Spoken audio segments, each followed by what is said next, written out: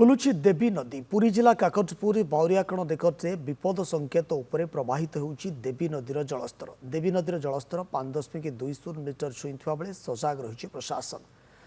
निमापड़ा अधीक्षण जंत्री और अन्य अधिकारी माने आज देवी नदी बंधर स्थिति अनुधान करिसेंति, लोकंकु सतर्क रहिबाकु परामर्श दैछंति।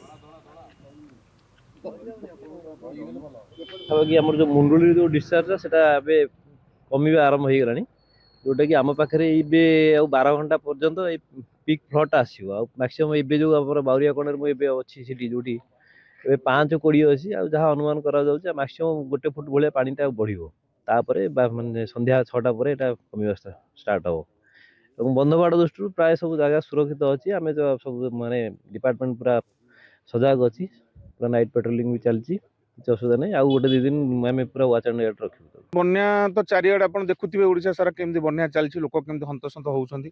बर्तमान आमर जो नई चली एपटे देवी नदी देखो आप राति सुधा देखिए जलस्तर कौ जगह पहुँचलानी। आ ये जो अवस्था आप देखुं बायुरिया कणर अवस्था ये जो बंध जो परिस्थिति अच्छी लोक मान जो हेक्टर हेक्टर जमी अच्छी ये जदि दिन को दिन जदि जलस्तर बढ़ी चलला जदि बंध भांगीगला ताले लोक मान परिस्थिति कौन हम आप अनुधान करुवे। पनीपरिया करी भेंडी बैगण कलरा आउरी बीम एमती सब फसल करी किंतु पानी बन्या सत्ते मोर सब फसल बुड़ीगला, मोर फसल किछि नाही। शांति आम हंससत होचु।